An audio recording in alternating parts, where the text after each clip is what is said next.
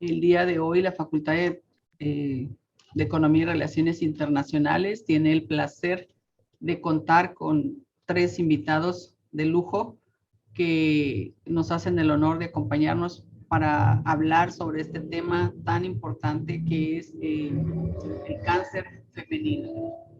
En esta ocasión quisimos abrirlo un poquito, es decir, un poquito más de lo que es el cáncer de mama, para que nos explicaran cuáles son los principales tipos de cáncer que afectan a la mujer y lo importante que es la prevención y el diagnóstico. Tengo el gusto de presentar al doctor Edgar Medina Ramos, ginecólogo y obstetra, y que además pues es mi amigo, lo cual me da mucho gusto. Y me voy a permitir presentarlo en primer término. El, el programa está organizado, él expone y luego pasamos a una serie de preguntas y respuestas. Posteriormente nos compartirá la maestra María del Carmen Radillo, también su experiencia como sobreviviente de cáncer, y posteriormente nos acompaña la licenciada Gabriela Rincón, que ella fue afectada pues indirectamente porque su mamá es quien estuvo con esta enfermedad, ¿no? Entonces, esa es la mecánica. Me permito presentar primeramente al doctor.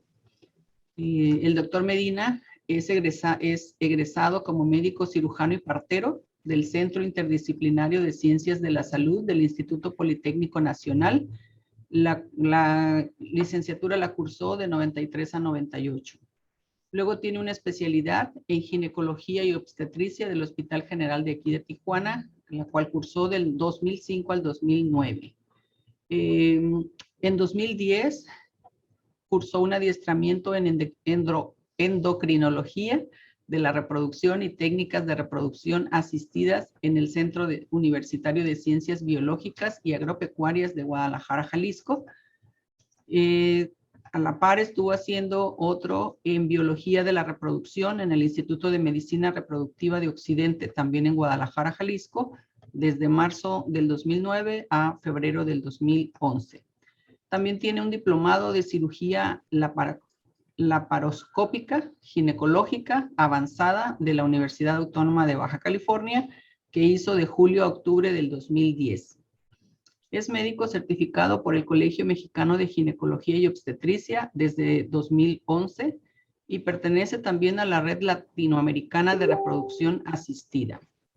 Es miembro activo de diferentes asociaciones, entre ellas la Federación Mexicana de Colegios de Ginecología y Obstetricia, la Asociación de Ginecología y Obstetricia de Tijuana, el Colegio de Endoscopía Ginecológica y Medicina Reproductiva de Tijuana, la Federación Latinoamericana de Sociedades de Obstetricia y Ginecología, el International Federation of Gynecology and Obstetrics,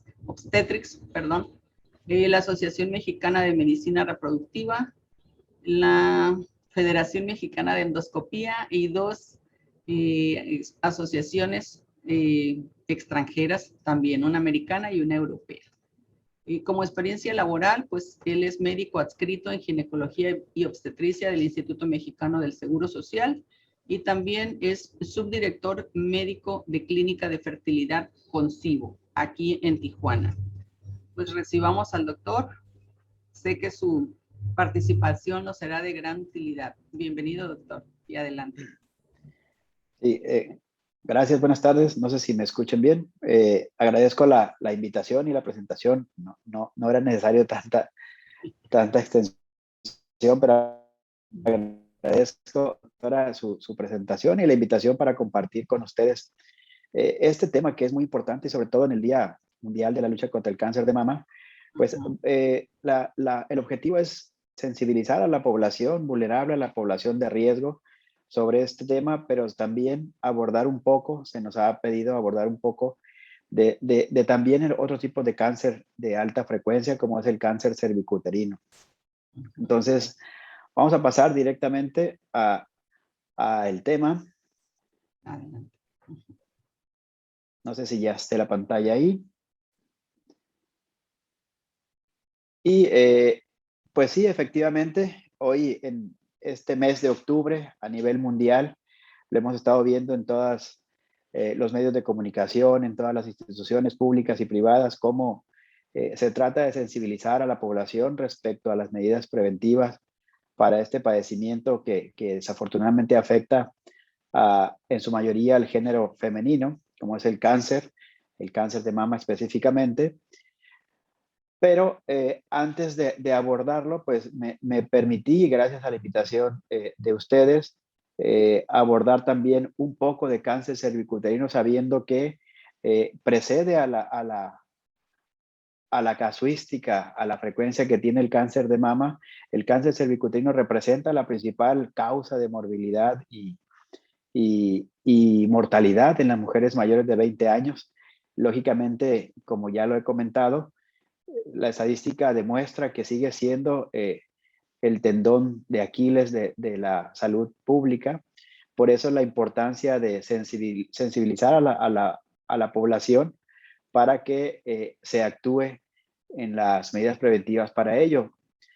Pero lo más importante es conocer cuáles son los factores de riesgo y qué se puede hacer para que podamos combatir estos problemas, ¿no? Entonces vemos cómo el cáncer cervicuterino hay diferentes factores de riesgo que muchos de ellos son modificables, pero podemos ver cómo se mencionan estos 8 o 9, en donde se habla que el inicio de vida sexual activa a temprana edad es un factor importante que condiciona, la mayor incidencia de cáncer cervicuterino. Lógicamente, el iniciar vida sexual a temprana edad va acompañado la mayoría de las veces de tener múltiples parejas sexuales. En pacientes con múltiples embarazos también se ha visto como factor de riesgo importante. Y las dos primeras van de la mano con la alta posibilidad de presentar alguna enfermedad de transmisión sexual, que junto con ello, entre esas infecciones de transmisión sexual se encuentra el virus del papiloma humano como principal agente patógeno que condiciona el cáncer cervicuterino. Y hay algunos hábitos, sobre todo el tabaco, que es el que mayormente se ha visto relacionado con la incidencia de cáncer cervicuterino, así como otras infecciones, por ejemplo, el virus de inmunodeficiencia humana, en donde el sistema inmune se ve comprometido y se habla de que pacientes portadores de este virus, hasta un 40% del género femenino, pudieran condicionar la presencia de cáncer cervicuterino.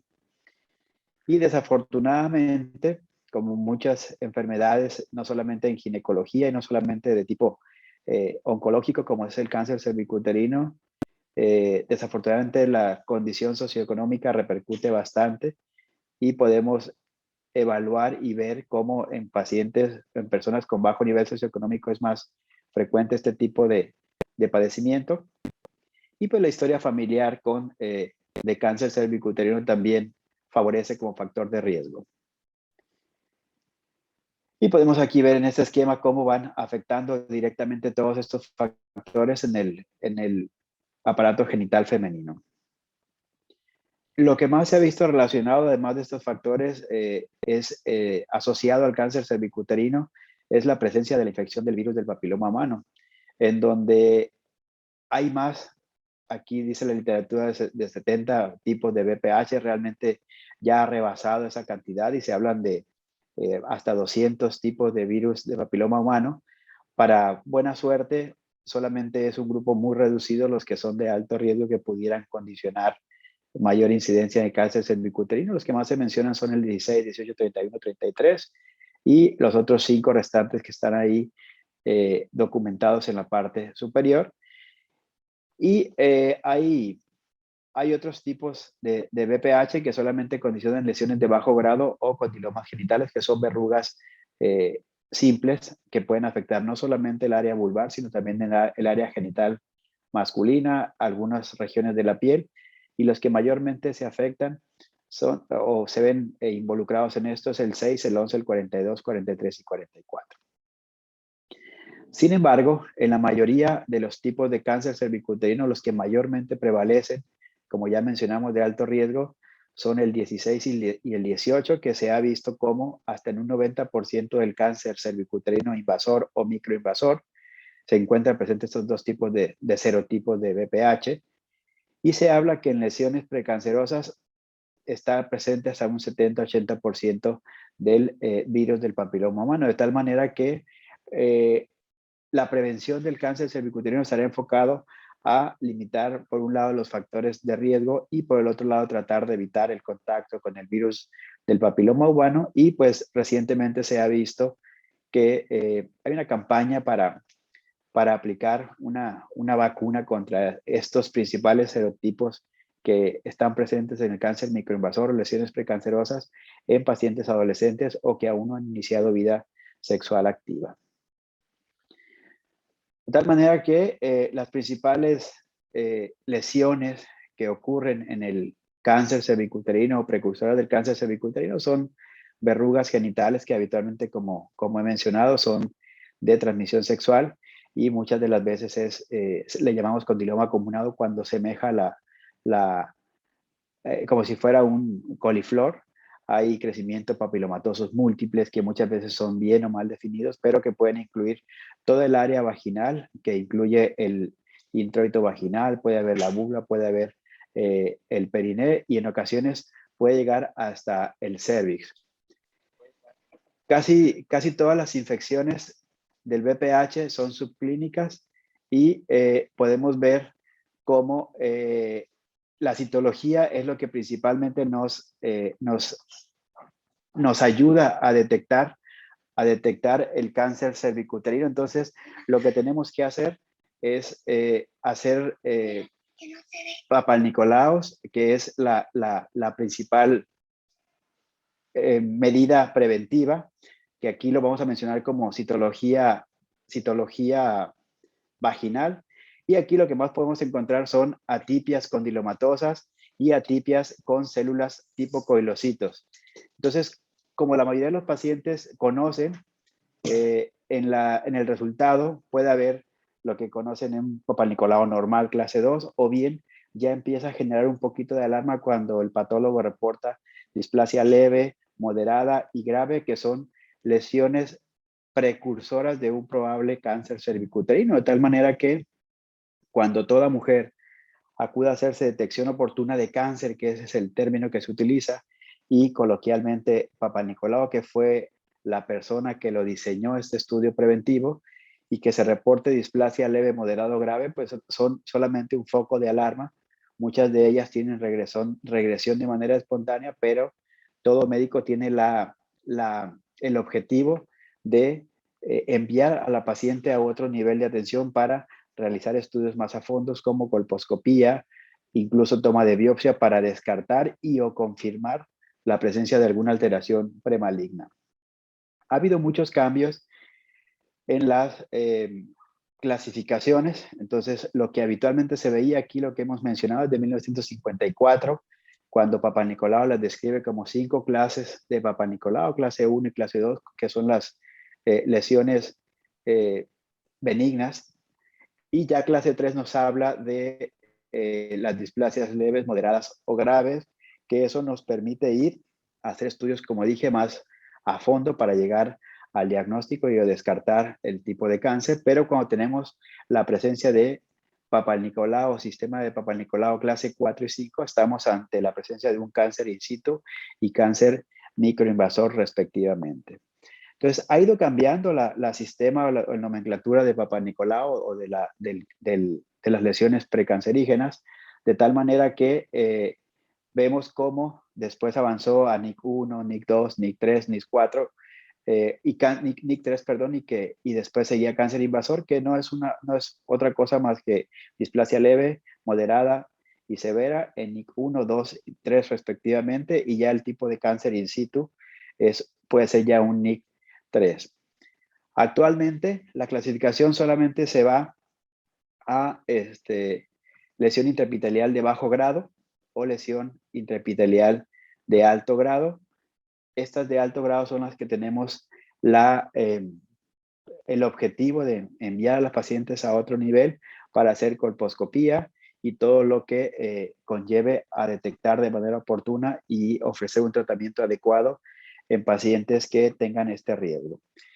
De tal manera que junto con el conocer la manera preventiva, que es identificar lesiones, acudir de manera periódica, se habla de cada año realizar en toda paciente que tiene vida sexual activa detección oportuna de cáncer, pues también el sistema de salud ha hecho ciertas innovaciones en la prevención y control de cáncer cervical en México, y se habla pues las estrategias de control que se ha tenido. Aquí tenemos la prevención primaria y la prevención secundaria, como en todas las entidades patológicas.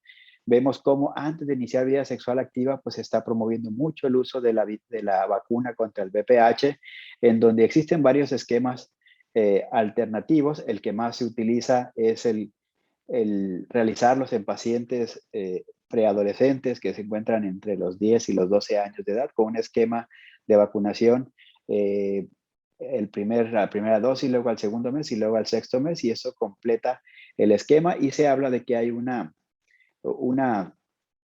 protección para los principales virus del papiloma humano que son altamente oncogénicos.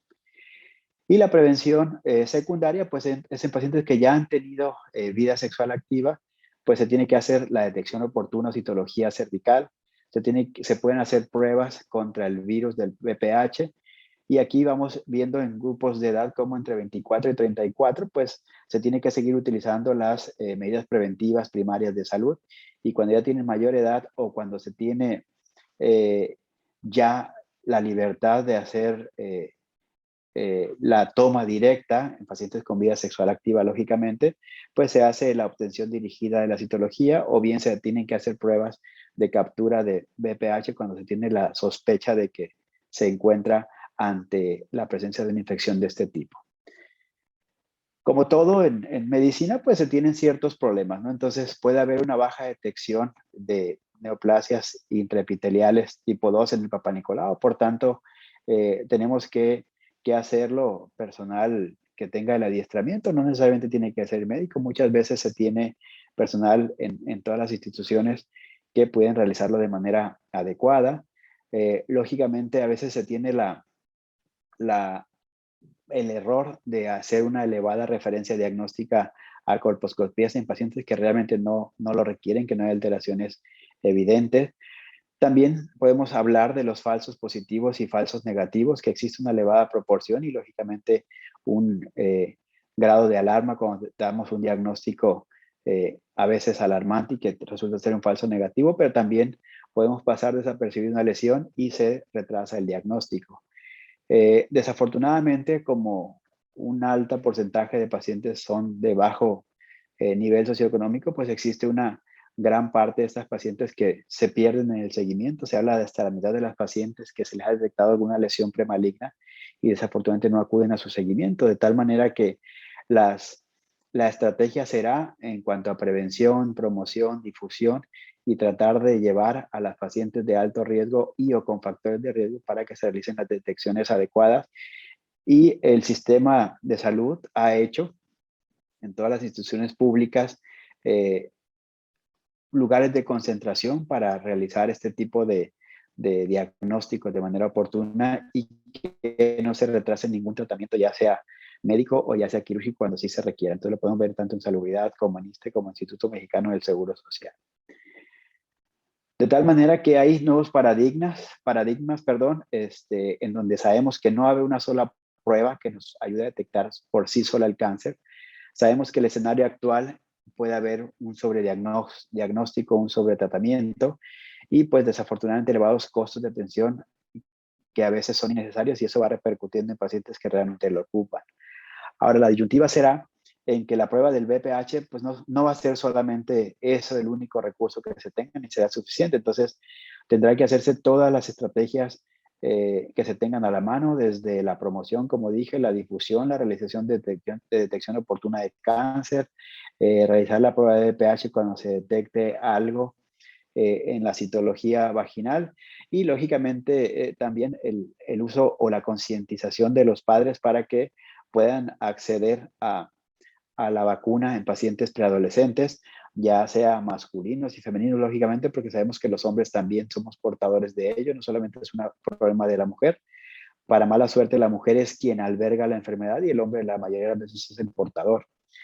De tal manera que eso va a ser importante. Con mucha tristeza hemos escuchado nosotros cómo los padres se encuentran renuentes pues a este tipo de vacunas por el temor a no hacer estudiado. Contrariamente, se tienen como 10, 12 años de estudio en ello. Se ha visto en el seguimiento de pacientes en este país y en pacientes en países del primer mundo que el beneficio es bastante importante. Y vemos cómo México fue pionero en los esquemas alternativos de vacunación de VPH desde hace aproximadamente 12 años, y vemos cómo la edad de inicio es, como mencioné, entre quinto y sexto año de escolar, a los 11 años de edad más o menos, y vemos cómo junto con países industrializados como Canadá y Suiza, México fue punta de lanza para iniciar estos esquemas, acompañados con otros países de Sudamérica como Colombia, Brasil y Chile, y también en la región sur de África. De tal manera que la OMS ya ha recomendado un esquema de 2 dosis en menores de 15 años a partir del 2014, pero actualmente se ha visto que es un esquema de 3 dosis, como dije y repito, al inicio, a los 2 meses, y una tercera dosis de refuerzo a los 6 meses posterior de la primera dosis. Afortunadamente ya van aproximadamente 60 países que han implementado el uso del VPH, y con esto se busca pues que junto con la protección biológica contra el VPH, pues también se tenga la conciencia de acudir cuando así sea posible y necesario a detección oportuna mediante citología cervical y las subsecuentes estudios en caso de que haya algún factor de riesgo. Entonces, con esto vemos cómo el cáncer cervicuterino pues no dista de mucha diferencia en cuanto a la afección que tiene en el género femenino, desafortunadamente. Y pues hemos tenido la suerte que a partir del 2017 ya interrumpido el 2020 causa el problema que estamos viviendo aún, la pandemia. Hemos estado compartiendo la experiencia de cáncer de mama en la Facultad de Economía y Relaciones Internacionales. Tenemos aquí, todavía estaba prácticamente terminándose el edificio nuevo, pero hemos estado muy participativos. Este es el objetivo de la charla de cáncer de mama, para hacer conciencia. Y a manera de antecedente, pues vemos que el cáncer de mama junto con el cervicuterino pues se describió desde civilizaciones antiguas. Se habla que la primera descripción, o la más antigua que se tiene, es en Egipto. Entonces vemos cómo se describe, además de las alteraciones, pues tenemos que conocer para qué sirve, qué es el órgano de la mama. Sabemos que sexualmente es un órgano secundario que empieza a desarrollarse junto con la pubertad, junto con la primera menstruación, o unos meses antes empieza a crecer el botón mamario, que a la postre, además de la función sexual, tendrá la función importante de lactancia materna, en donde esta lactancia inicia 12 a 24 horas después del nacimiento de un bebé. Sabemos que es de suma importancia en la nutrición, en la transferencia de sistema inmune de anticuerpos de la madre al hijo, y lógicamente el vínculo emocional entre la madre y el hijo de manera importante. A lo mejor son términos un poquito más médicos, pero nos va a ayudar para conocer cuáles son los tipos de cáncer, y vemos cómo en un corte histológico microscópico vemos cómo la mama tiene conductos, luego se divide en células ductales, luego en células lobulillares, entonces, y después de eso son en células lobulillares, microlobulillares también. Entonces, la afección del cáncer puede ser en estas estructuras sumamente pequeñas que veremos de manera superficial más adelante. Y pues a manera de definición, pues el cáncer de mama es un crecimiento, una proliferación acelerada y con mucho desorden, que es incontrolable para el cuerpo de las células que tienen genes mutados, pues de ahí pues que la genética cobra un papel importante. Habitualmente este crecimiento desordenado va suprimiendo o estimulando la continuidad del ciclo celular normal, de tal manera que el tejido de la mama va cambiando a otros tejidos distintos, y eso produce un proceso oncológico, lógicamente, en el que las células que son sanas de la glándula mamaria tienen una transformación y degeneración hacia tumores que proliferan y se multiplican hasta constituir un tumor que lógicamente los sistemas de diagnóstico pueden detectar cuando se hace un triage de manera oportuna o una prevención, se puede detectar a tiempo con un mejor pronóstico para la paciente. La epidemiología, pues sabemos que lo que comentamos a nivel mundial es la primera causa de muerte femenina y sabemos que la Organización Mundial de la Salud lo considera uno de los problemas que predominan en el mundo y se sabe de mucho tiempo que no solamente hace 20 años, sino más décadas, es la neoplasia más frecuente en la mujer mayor de 35 años, hablando de edad, sabiendo que el cáncer cervicuterino puede afectar después de los 20 años. Sin embargo, es el primer lugar en mortalidad en pacientes con alta tecnología y el segundo lugar en países como el nuestro en vías de desarrollo. Entonces, solamente precedido por un problema oncológico más que ya hemos mencionado, el cáncer cervicuterino.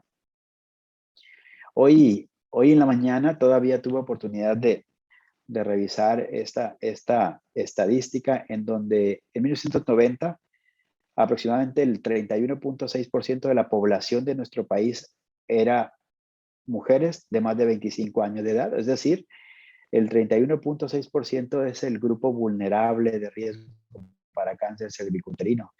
Sin embargo, las estimaciones que ha hecho la CONAPO o que se hizo para el 2000 era que el 47.7 iban a ser del género femenino y efectivamente se quedaron un poquito abajo en las estadísticas porque se llegó a 50-51%, pero se tiene estimado que para el 2030 se espera que la población femenina arriba de 25 años represente el 68.7% de la población de nuestro país, de tal manera que esta estimación en cuanto a la proporción género masculino y femenino irá acompañado de una incidencia mayor de cáncer de mama, perdón.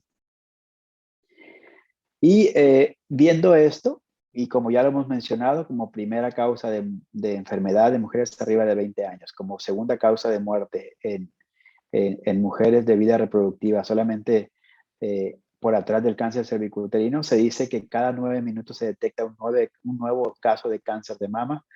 Se habla que se afectan 64 mujeres de cada 100,000. Se dice que cada día se mueren 9 mujeres, es decir, una mujer cada 2 horas y media está falleciendo por esta causa.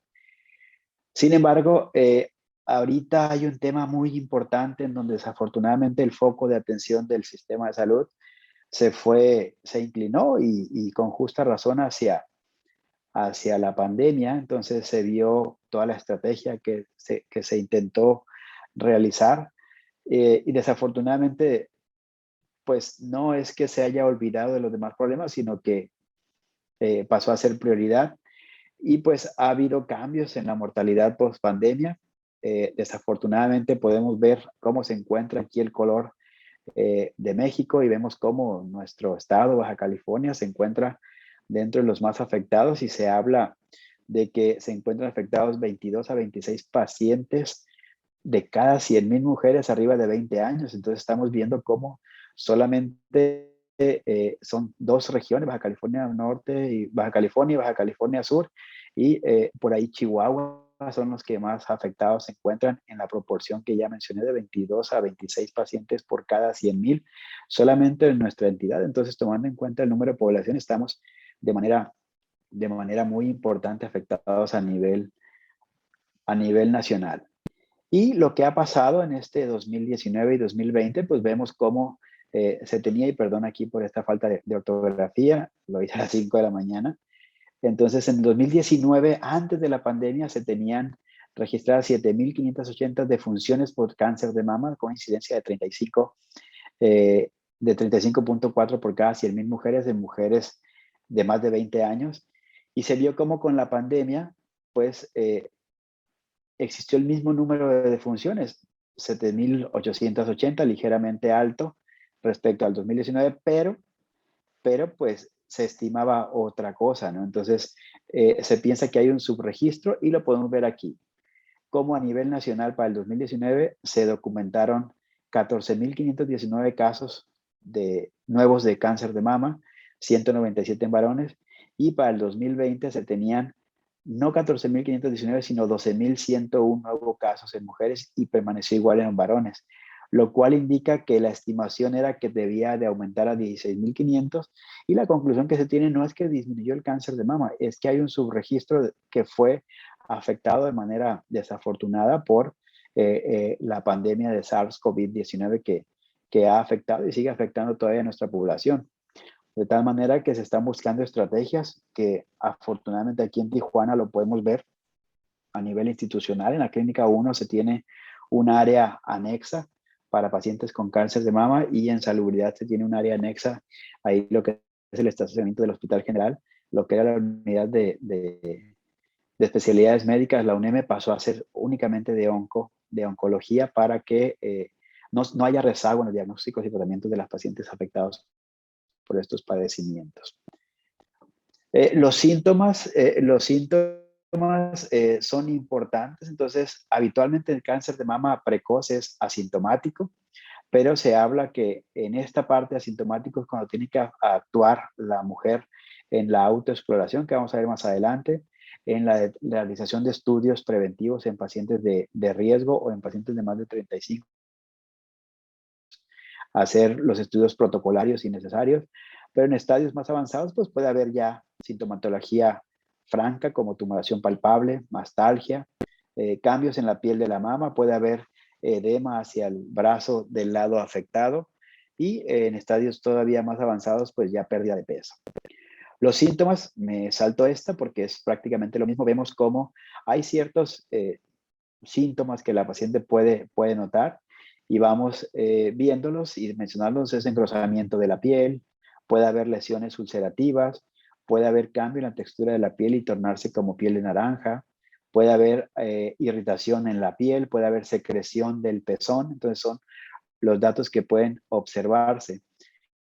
En tanto que también se puede observar presencia de costras en lo que es el pezón o la areola, puede haber un crecimiento o una evidencia franca del crecimiento de la red venosa colateral, es decir, hay mayor cantidad de venas evidentes en el busto, hay cambio de la forma que se torna unas mamas asimétricas, o puede haber hundimientos evidentes en la piel de la mama y o protuberancias que son visibles y palpables.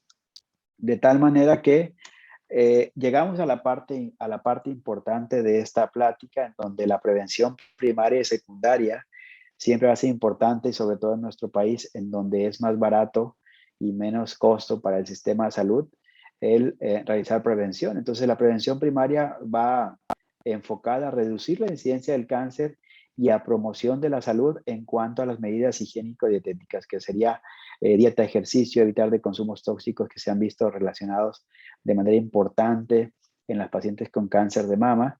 Y la prevención secundaria pues será enfocada a hacer un diagnóstico precoz para mejorar el pronóstico de la paciente y lógicamente en hacer el triage o el cribado de pruebas para cada individuo sano con la intención de diagnosticar una enfermedad previa a la aparición de los síntomas, es decir, en pacientes con alto riesgo, realizarse los estudios correspondientes para poderlo detectar a tiempo. Y ese es el esquema de cómo se realiza. Lógicamente se tiene la población general y será hecho los estudios de manera aleatoria, y de toda la población se encontrarán los pacientes con más riesgo con posibilidad de tener patología, y ya se derivan ellos a pruebas adicionales para dar su seguimiento, su diagnóstico oportuno, tratamiento, y o realizar pues las pruebas complementarias que descarten la presencia de esta alteración. Y algo que pueden hacer de manera personal cada mujer es la autoexploración, y son estos pasos que vamos a mencionar, que toda mujer arriba de 20 años tiene que realizarlo de manera mensual. Se sugiere que se haga dentro de los primeros 3 a 5 días después de haber iniciado su periodo menstrual. La examinación es simple, no debe durar más de 2 minutos, y se habla de que el 42% de la detección de alguna alteración a nivel de mama lo hace el paciente, mientras que el 24% restante es por el médico. Entonces, es una revisión lógicamente de rutina en pacientes asintomáticos. Entonces, de ahí la importancia de que la autoexploración sea muy, muy importante. Y podemos ver aquí como estos 3 pasos frente al espejo, verificar la simetría, realizar elevación de ambos hombros para ver si el movimiento del busto es simétrico y levantar los brazos de manera también simétrica para ver si no hay alguna alteración. Luego, después de la autoexploración, sigue la palpación que se tiene que hacer durante la ducha y vemos cómo eso mismo se repite estando acostada y vemos cómo con la yema de los dedos se trata de seguir el trayecto de las manecillas del reloj para presionar con las puntas, todas juntas, haciendo lentamente movimientos circulares que nos conduzcan a revisar todo el tejido glandular. Lógicamente esto con la intención de palpar de lo más posible la presencia de algún nódulo o alteración que no se haya visto en los meses previos. Lógicamente, muchas de las veces ante la fobia que tenemos al cáncer, a veces la paciente detecta y acude al médico. Realmente está bien porque eso es también actuar de manera oportuna y junto con la autoexploración, también la exploración del médico es importante. De tal manera que también se tiene que hacer esta palpación de manera bilateral, perdón, en donde utilizando la punta de los dedos vemos cómo se hace en estos pasos, es alrededor del pezón y seguir hacia todo el resto de la glándula mamaria, como dije, siguiendo el sentido de las agujillas de las manecillas del reloj. También se tiene que hacer una palpación cerca de la axila, porque también puede existir ahí tejido mamario, o incluso en algunas pacientes hay una glándula supernumeraria que también eso condiciona mayor riesgo de cáncer. Entonces, la exploración se tiene que ir e inclinar un poquito más hacia el hueco axilar de cada glándula mamaria.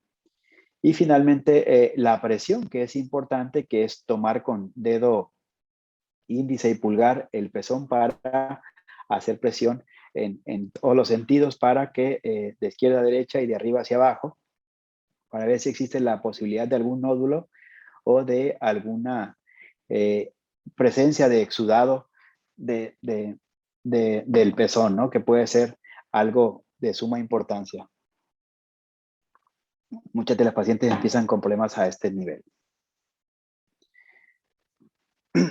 La mamografía, pues, es ya un método diagnóstico que se hace de manera rutinaria en pacientes después de los 35 años, vamos a ver, detecta hasta el 85-90% de los tipos o de lesiones cancerígenas.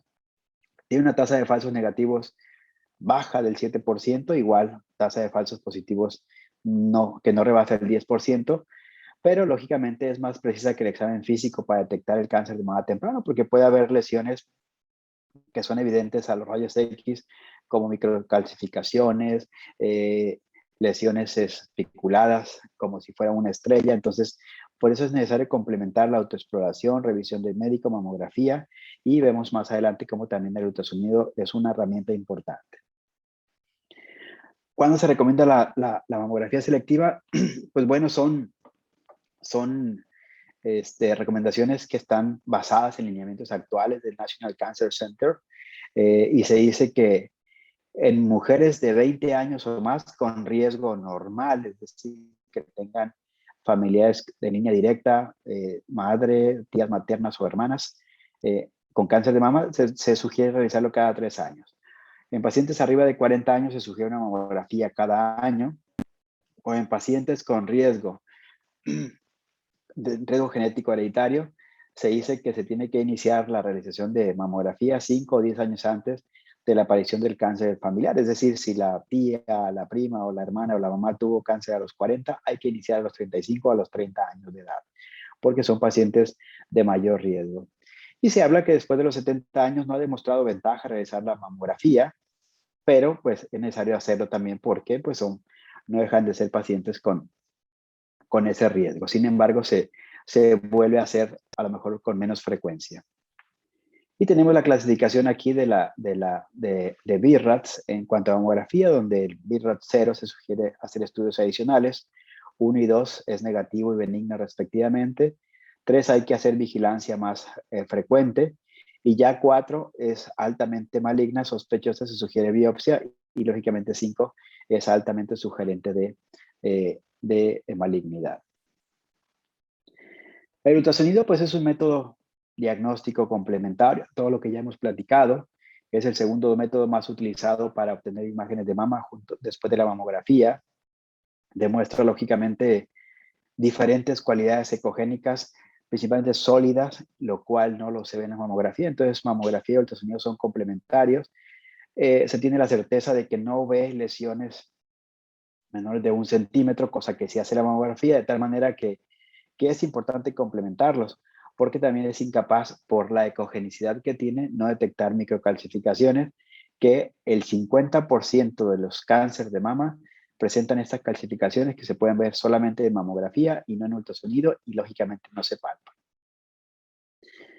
Los tipos de cáncer, pues bueno, lo que mencionamos en cuanto vimos la anatomía, es el de mayor frecuencia, es el carcinoma ductal infiltrante, hasta un 80%, que fue el conducto que vimos en el corte de la anatomía histológica que vimos al principio, y después va seguido por el carcinoma tubular en un 10%, carcinoma papilar y carcinoma medular, y ya menos frecuente el carcinoma lobulillar infiltrante. Entonces, de ahí pues que la importancia de que tengamos conocimiento de cuáles son las estructuras de la mama para conocer pues el pronóstico de la paciente. El diagnóstico definitivo, pues, lógicamente ya será en base a todos los estudios que ya hemos mencionado y pues se tiene que derivar de manera oportuna a oncólogo o a una unidad de atención para pacientes con posibilidad de cáncer de mama, y el diagnóstico es mediante biopsia excisional, es decir, se extirpa toda la lesión y se espera resultado para en un segundo tiempo realizar el tratamiento complementario si es que así se requiere. Pero cuando el oncólogo decide que es altamente maligno, pues se hace una biopsia de mama con estudio transoperatorio, se espera el resultado en cuestión de 20-30 minutos y se complementa el tratamiento, en donde la mayoría de ellos es pues la mastectomía muchas de las veces, ¿no? Y después se tiene que ir complementando con quimio, radioterapia y u otros métodos diagnósticos. Y tratamiento, lógicamente, de tal manera que este es un resumen de cómo se hace el diagnóstico, el examen físico y los antecedentes, que el examen físico es la autoexploración, palpación, presión, la revisión del médico, luego hacer el examen clínico de la mama de manera oportuna, hacer la mamografía y ecografía cuando así se requiera y o cuando ya sean pacientes que se encuentren en grupos vulnerables. Muchas de las veces es necesaria una resonancia que no es tan frecuente, ya lo hace directamente el oncólogo, y finalmente la biopsia es lo que complementa el diagnóstico para de ahí ir hacia el tratamiento que mejor sea para cada tipo de paciente o para cada grupo de paciente. Yo pienso que el mensaje importante para llevar a casa es conocer los factores de riesgo para cáncer de mama. Hay unos que desafortunadamente no serán modificables, como la edad. Sabemos que a mayor edad tenemos mayor riesgo de cáncer. Sabemos que el género, desafortunadamente, se habla de que es 100 veces más frecuente en la mujer que en el hombre, como lo pudimos ver en la estadística del 2019 y 2020, cuando son 14,000 mujeres por año afectadas contra 197, 192 del género masculino. Lógicamente, los antecedentes familiares de cáncer de mama nos orientan a pensar en que hay presencia de genes altamente, que predisponen altamente la presencia de cáncer de mama. De ahí pues que ante la presencia de un familiar con cáncer de mama, pues tenemos que tener pues mucha precaución en cuanto a acudir de manera oportuna. Y hay factores de riesgo modificables, como pacientes que lactan, si tienen menor riesgo de cáncer, pacientes con, se habla de la paridad, que mientras menos hijos se tenga, pues más riesgos tiene. En pacientes de edades de 45 años o más, cuando ya empiezan los cambios hormonales hacia la perimenopausia, la menopausia y el uso de terapia de reemplazo hormonal, pues se habla de que si tienen 5% nos puede aumentar ligeramente más la presencia de cáncer de mama. De ahí que tenemos que ser muy cautelosos en el uso o negación para este tipo de terapia de reemplazo hormonal. Sabemos que el sobrepeso y la obesidad propiamente es un factor condicionante mayor para cáncer de mama. De ahí pues que las medidas higiénico-dietéticas son importantes, así como suprimir hábitos de alcohol y tabaco que favorecen mucho mayor la presencia de cáncer de mama y la ventana estrogénica. Eso significa pacientes que menstruan a muy temprana edad y que llega a su menopausia más tardíamente, han estado sometidas a mayor exposición a las hormonas, de tal manera que eso favorece pues cáncer a largo plazo. Y aquí es una repetición de los factores de riesgo de otra manera esquemática. Y vemos cómo realmente mucho de ello, además de lo que ya hemos platicado, va enfocado a medidas higiénico-dietéticas: tabaco, alcohol, carnes rojas, sedentarismo, no dar lactancia, radiaciones, algunas infecciones, exposición laboral, dieta baja en fibra, qué sé yo. Son muchos factores de riesgo que afortunadamente pueden ser modificables y es lo que tenemos que hacer conciencia junto con lo que ya mencionamos de autoexploración y acudir a revisión periódica. Las modalidades terapéuticas, bueno, son diferentes.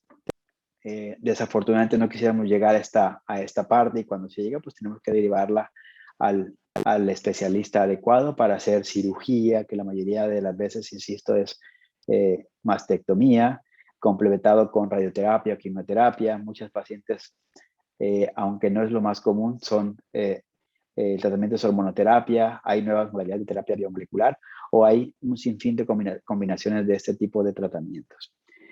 De tal manera que pues hay otros tratamientos, como lo habrán podido ver por ahí en las noticias, como se ha visto un grupo de pacientes ya más jóvenes afectadas, pues hay que ver también que se ha postergado la maternidad. Entonces muchas de las veces las pacientes están ante un problema de cáncer y no han tenido hijos, entonces se está pensando más en salvar la vida que la fertilidad. Entonces hay que platicar y asesorar a este tipo de pacientes. Vemos por ahí algunos casos que fue el primero, lógicamente, cuando se hizo una mastectomía profiláctica con implante de mama después de ello, y pacientes sobrevivientes como tenemos en el panel de pacientes que han logrado pues sobrevivir a ello, que han tenido la mala fortuna de padecer cáncer, pero la buena suerte y fortuna de que se han sometido a tratamientos oportunos y han sobrevivido. Creo que esta imagen es mucho, pudiera ser muy grotesca, pero pueden ver cómo no deja de ser el tejido glandular diferente, de diferente textura, tamaño, color, diferente pezón, diferente areola. Para nosotros puede ser diferente, pero para el cáncer todos son iguales y es el mismo riesgo que se tienen. Entonces yo creo que es importante crear conciencia de este problema, porque no va a disminuir la frecuencia. Como hemos visto, la proporción de mujer y hombre será mucho mayor en los próximos años, de tal manera que esto va a seguir aumentando. Ojalá no tengamos que continuar en la lucha con otros tipos de enfermedades, como ha pasado este último 2020 y lo que va del 2021, y dejar de lado estos problemas que cobran la misma cantidad de vida que una pandemia, pero pues es más silencioso. Creo que es importante hacer conciencia entre nuestros pacientes, nosotros, entre los familiares quienes están de aquel lado y los pacientes que han estado enfrentando este problema, pues crear conciencia entre los allegados, ¿no? Entonces creo que este mes no debería ser solamente octubre, tiene que ser diario, pero se toma este mes de octubre como la concientización masiva, vaya, en todos los niveles para enfrentar en esta lucha al cáncer de mama. Con todo ello, pues agradezco el que me hayan escuchado y dar la oportunidad de compartir con ustedes un poco de lo que hemos estado viendo y aprendido todo este tiempo. Y pues muchas gracias.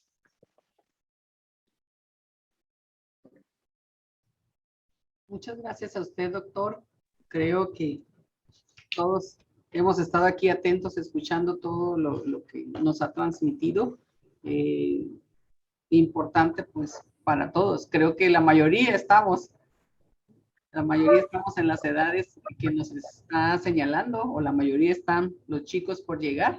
Nosotros ya pasamos de los 20, pero ellos están por llegar, entonces están a muy buen tiempo de empezar esas revisiones y continuarlas cada año, ¿no?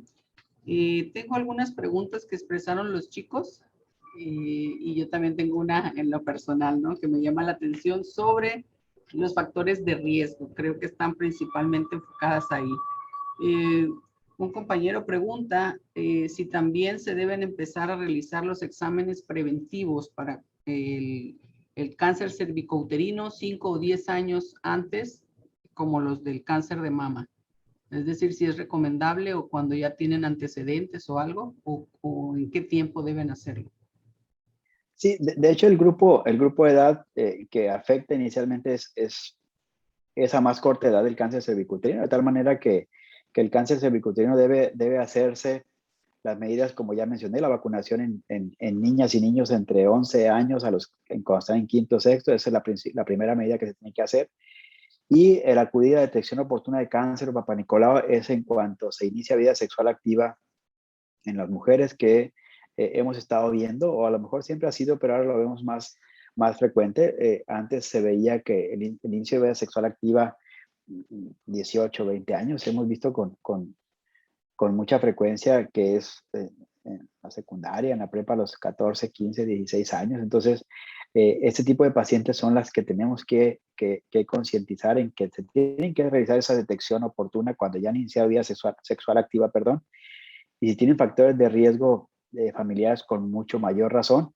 En tanto que el de mama, pues sí, nosotros como ginecólogos, si una paciente ya tiene vida sexual activa, al acudir a revisión, tratamos de incluir o de asesorar para que esa autoexploración lo realicen ella.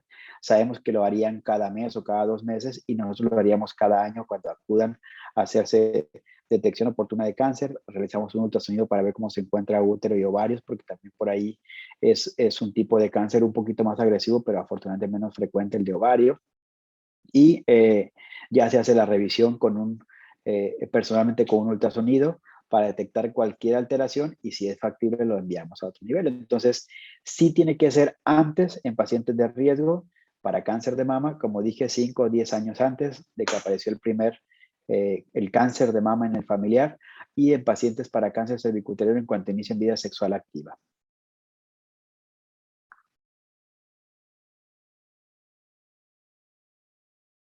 Perdón.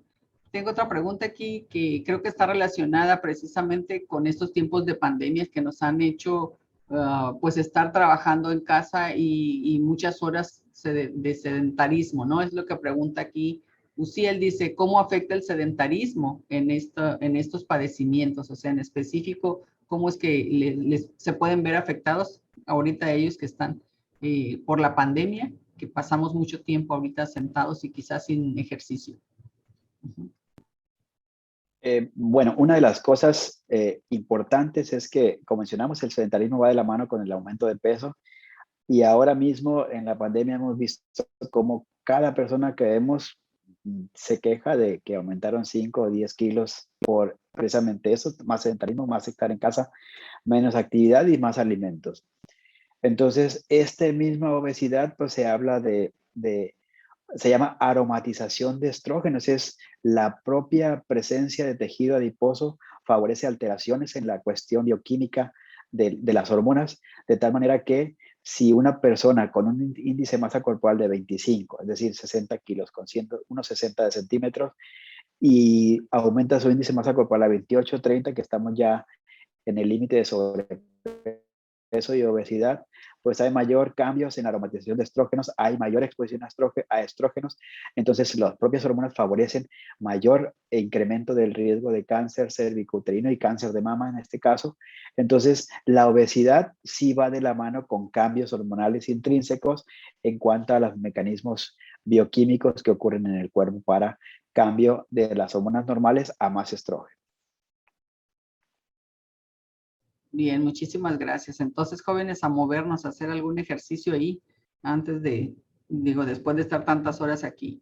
En lo personal, a mí me llamó la atención que decía, o me saltó un foquito ahí rojo, amarillo, que dice que el nivel socioeconómico también afecta a las personas. O sea, perdón, también afecta como una de las causas. Me llama la atención, pues, porque México tiene un nivel alto mejor dicho, de personas en pobreza, ¿no? Entonces, si es una causa, ¿en qué sentido o cómo les puede afectar?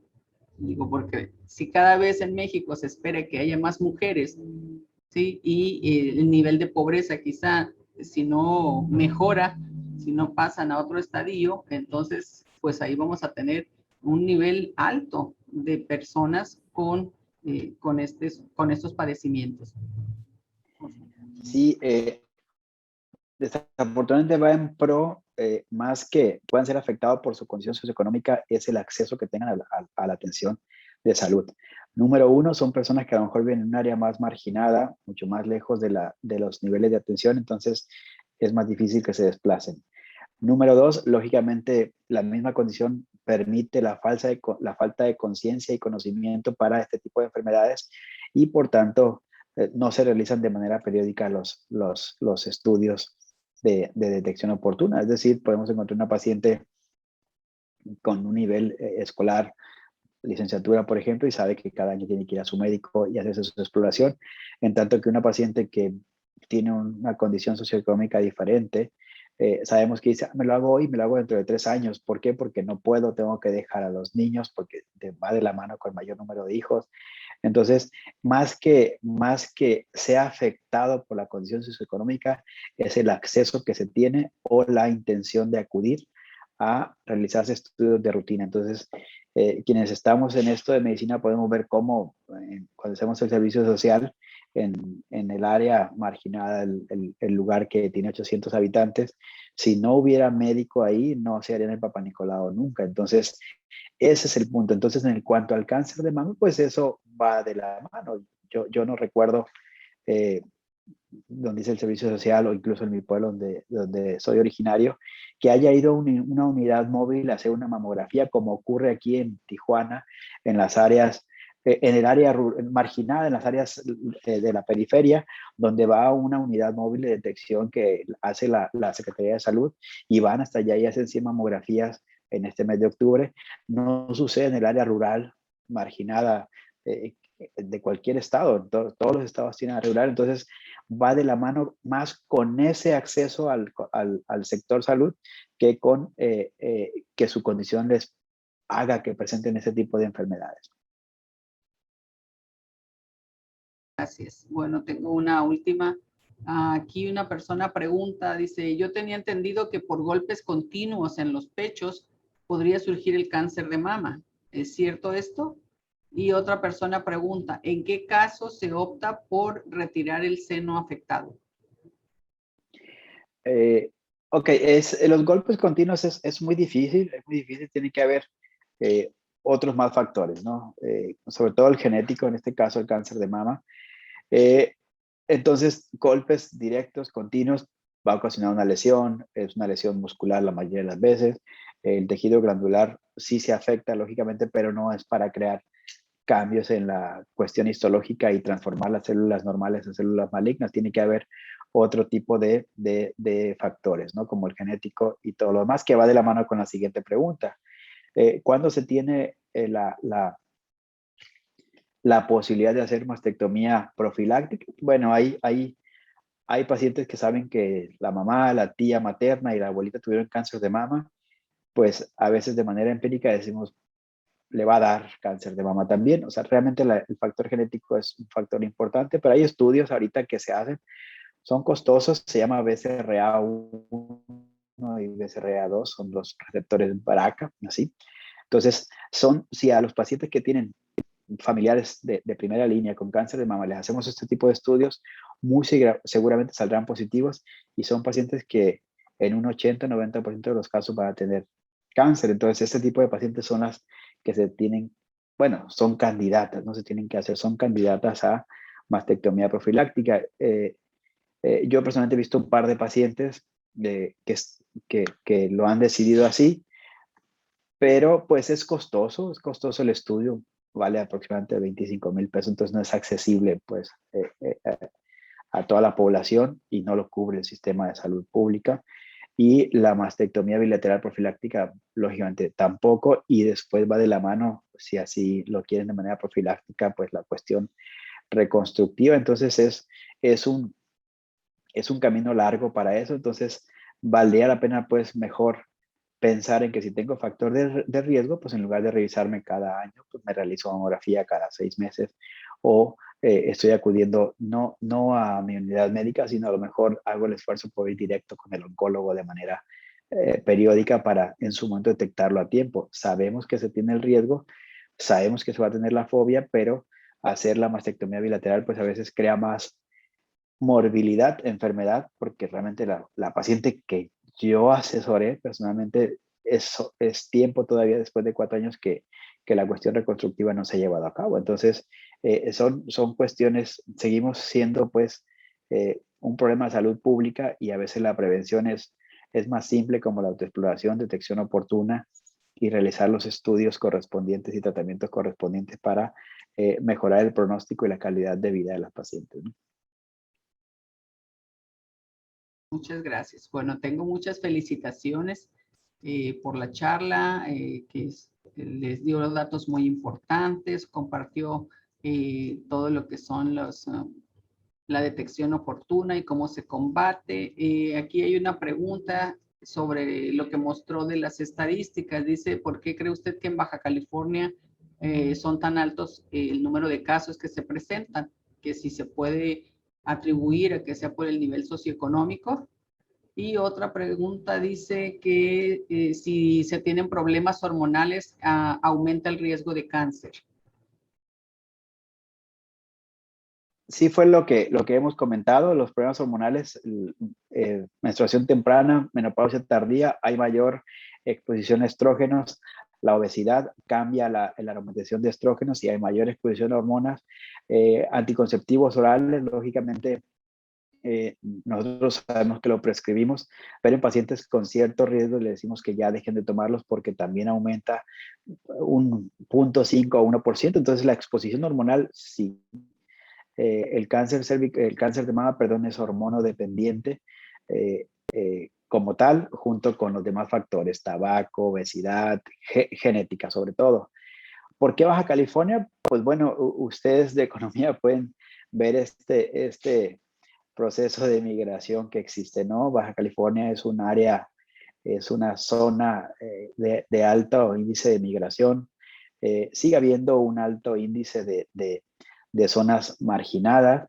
Entonces, cuando los pacientes llegan aquí, sabemos que no han tenido acceso a su lugar de origen, sabemos que cuando llegan aquí también lo primero que quieren es adaptarse a la ciudad, a su trabajo, a su nueva vida, y la parte preventiva pues es algo, y con la juventud, lógicamente, pues lo dejamos de al lado. Entonces sigue siendo Baja California, sí se encuentra entre los primeros cinco o 6 estados, de acuerdo a lo que estuve revisando.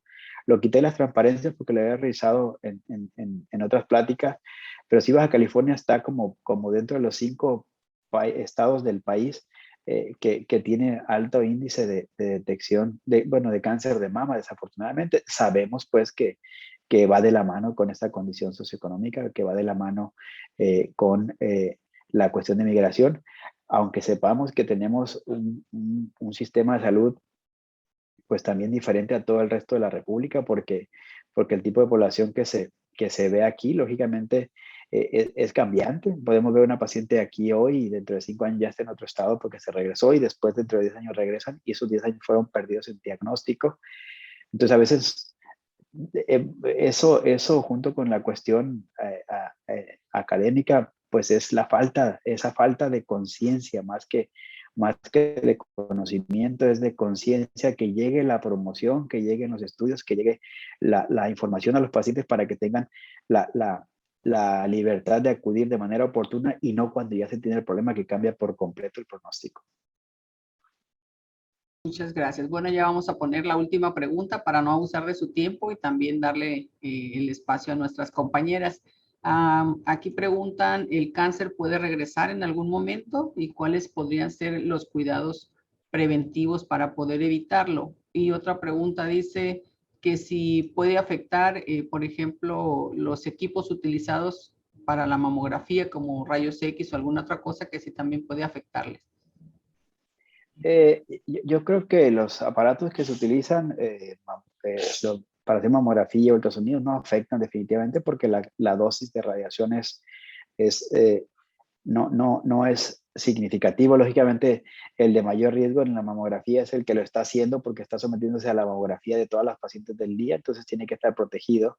Y la paciente es una sola radiación a dosis bajas una vez al año, o si es más frecuente, pues 2 veces al año, que no es lo mismo que el personal de salud que está haciendo 20 o 25 por día. Entonces creo que la preocupación debería ser para el radiólogo, técnico radiólogo.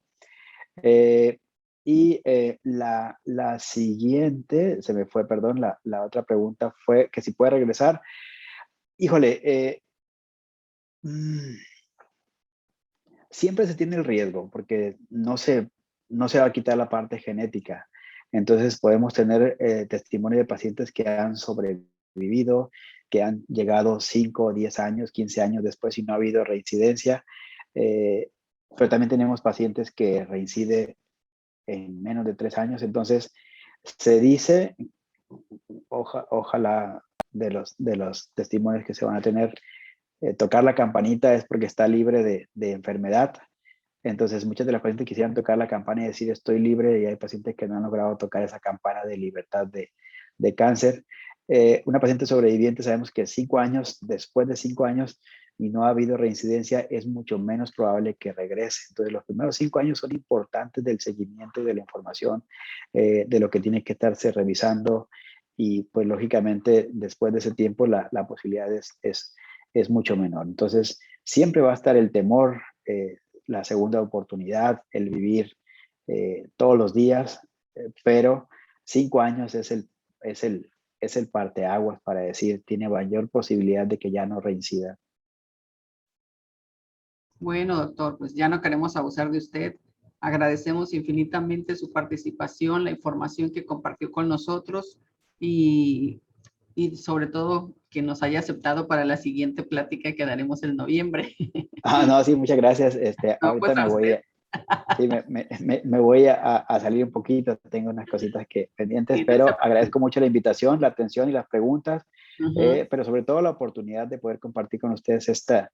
esta más que tema, sensibilización para un problema tan importante que aunque sepamos que los hombres somos los menos afectados, sí nos afecta de manera indirecta porque están nuestras esposas, nuestras hijas, nuestra madre, nuestras hermanas. Entonces, no es un problema de la mujer, es un problema familiar. Ujú. Realmente así se tiene que ver, un problema familiar donde uno es el afectado por la enfermedad y los demás son afectados de manera psicológica. No hablemos de la parte económica, no hablemos de la parte laboral. Entonces, son muchos aspectos involucrados en este padecimiento tan importante de salud pública. Gracias. Me permito leer la constancia que le haremos llegar, virtual y física. Dice, la Universidad Autónoma de Baja California, la Facultad de Economía y Relaciones Internacionales, otorga la presente constancia al doctor Edgar Medina Ramos por su excelente participación con la conferencia titulada Cáncer Femenino, Prevención y Diagnóstico, realizada por vía Zoom el día viernes 19 de octubre del 21, por la realización plena del hombre, y firma el doctor Natanael Ramírez Angulo, director de la facultad. Muchísimas gracias, doctor. Le Muchas agradecemos. gracias por la invitación. Gracias. Hasta luego. Hasta Gracias. luego. Muy bien, pues ahora me voy a permitir presentar a la maestra María del Carmen Radillo. Ella es egresada de aquí de la facultad. Es licenciada en Economía, la cual cursó del 93 al 97. También mucho tiempo fue docente de aquí de la facultad, aproximadamente del 2002 al 2015 nos estuvo aquí acompañando como docente. Se retiró y ahorita está descansando, dice, muy contenta y muy feliz, disfrutando de todo lo que ha realizado. Le agradecemos infinitamente que nos acompañe y quiera compartir su experiencia. Ella es una sobreviviente de cáncer y pues le damos la más cordial bienvenida. Gracias, María. Hola, hola, buenas tardes. Sí me escucho, ¿verdad? Sí se escucha bien. Ok. Bueno, como que primeramente agradecer por la invitación y pues ya la plática del doctor estuvo muy acertada, muy amplia, en el sentido de todo lo que es lo médico, ¿no? Yo les voy a hablar en este caso de mi experiencia. hace ya 17 años que lo padecí. Voy a irme un poco de historia para que a mi, ¿cómo se puede decir? A mi hipótesis que tengo sobre por qué me dio el cáncer o algo así, ¿no? A la edad de 25 años me resultó unos fibromas en un seno. En ese tiempo, pues obviamente estaba, pues yo soltera era algo, en ese momento la publicidad que había sobre la detección del cáncer de mama apenas estaba dando, muy. Y se te apagó el micrófono. Todo hablaba que explote, que fíjese. Entonces, en ese momento yo empecé también, dije, pues algo ha de pasar. Y pues resultó que me encontré con dos fibromas. En su momento, como les digo, me sentí yo muy asustada. Y en el seguro me dijeron, la doctora que me atendió, dijo, no, dice, no te preocupes, es normal, no sé qué, si ya ves que te crece o que si te supura, entonces sí ya hay que preocuparse. Pero yo dije, ¿cómo que me supura? Ya en ese caso, pues ya no tengo, no tengo luz, ya no. Acudí con otro doctor, con otro especialista. Fueron tres los doctores que vi y el último que regresé al seguro era un practicante, bueno, no practicante porque ya estaba en su consultorio, pero muy joven el doctor, que él traía, yo creo, otra visión más actualizada y me dijo, no, usted necesita cirugía ya, urgente, me dijo, y me mandó, en un mes yo ya estaba operada. Claro, fue una operación, ¿cómo se puede decir? Ambulatoria, se llevó el proceso de la análisis, afortunadamente fueron benignos, pero sí, en ese momento el doctor me hizo la aclaración, dice, usted, ya su organismo está propensa a desarrollar ese tipo de fibromas, tiene que estar muy al pendiente, pues, de su cuerpo. Así pasó. En el 2003, ya yo casada con 2 hijos, ya de 40 años, pues, yo lo asocio a que en el 2003, como en julio, a mi mamá la detectan con cáncer de hígado. Para eso, pues mi mamá ya era una persona adulta, de 86 años. Y nos tocó a nosotros, más que nada a mí, estar en ese proceso de llevarla al doctor, de hacer la biopsia, de análisis, correr de aquí para allá, ¿no? Todo eso fue en el lapso de septiembre, de julio, agosto, septiembre, todo así. En noviembre yo ya empecé con un problema de miomas y la ginecóloga me dijo, mira, ahorita pues sí, traes bastante, los miomas son en su general modo son benignos, no te preocupes, pasa todo lo que es de Navidad, de fiestas decembrinas y en enero, febrero, pues ya lo vemos. Pues yo traía la pena de mi mamá, pero al mismo tiempo dije, bueno, lo mío no tiene problema, ¿no?